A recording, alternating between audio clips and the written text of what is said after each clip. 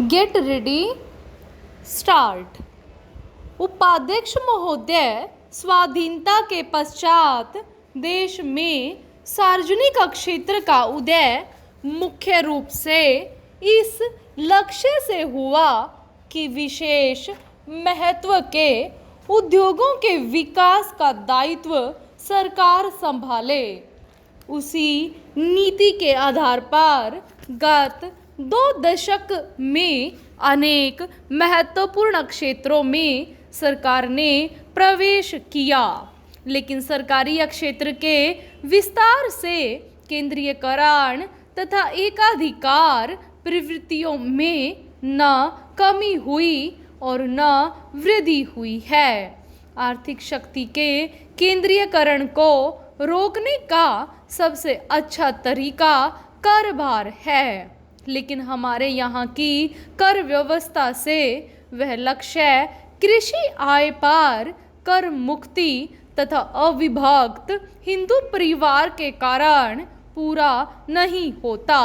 लोग कर बचाने के लिए इन 2 मुख्य स्थितियों की शरण लेकर कर बचा लेते हैं। इस संदर्भ में एक बात और भी ध्यान में रखी जानी चाहिए कि आय में जो असमानताएं हैं उसे केवल ऊपर वालों की गर्दन काटने से ही समाप्त नहीं होगी। असमानता मिटाने के लिए हमें उत्पादन बढ़ाना होगा ताकि आम आदमी का जीवन स्तर ऊंचा हो सके।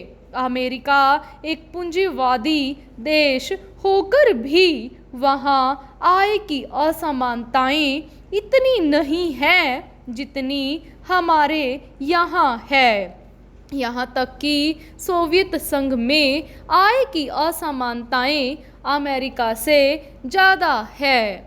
भारत में सरकारी क्षेत्र को लीजिए, एक छोटे चपरासी को 500 रुपये मासिक मिलता है और सरकारी उद्योग के प्रमुख प्रबंधक को 10,000 रुपये मिलते हैं।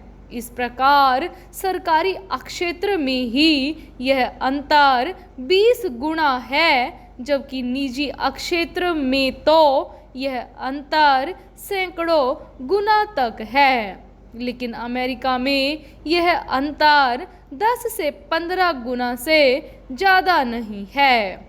सरकारी क्षेत्र के विस्तार ने निश्चित रूप से आर्थिक शक्ति के केंद्रीयकरण और एकाधिकार की प्रवृत्तियों के विरोध एक विकल्प प्रस्तुत किया है, लेकिन यह विकल्प इतना शक्तिशाली नहीं बन पाया है कि केंद्रीयकरण और एकाधिकार की प्रवृत्तियों को समाप्त कर दे।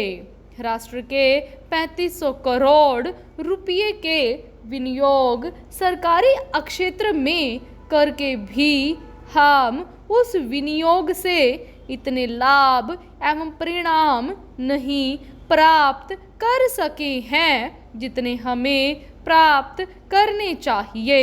सरकारी क्षेत्र की इस दुर्दशा से के अनेक कारण हैं, जिनमें मुख्य है कुशल प्रबंध का अभाव तथा लोगों में कठिन परिश्रम करने की नैतिक भावना की कमी। आज चारों ओर भ्रष्टाचार का बोलबाला है। छोटे से कर्मचारी से लेकर बड़े बड़े अफसरों तक में यह भ्रष्टाचार फैला हुआ है।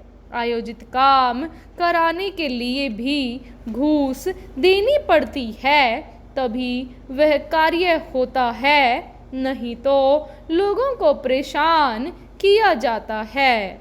लोग अपनी इच्छा से घूस नहीं देते, बल्कि ऐसा करने पर उन्हें मजबूर किया जाता है। इसको दूर करने के लिए कुशल प्रबंध तथा लोगों को नैतिक बनाए जाने की आवश्यकता है। पूर्ण विराम।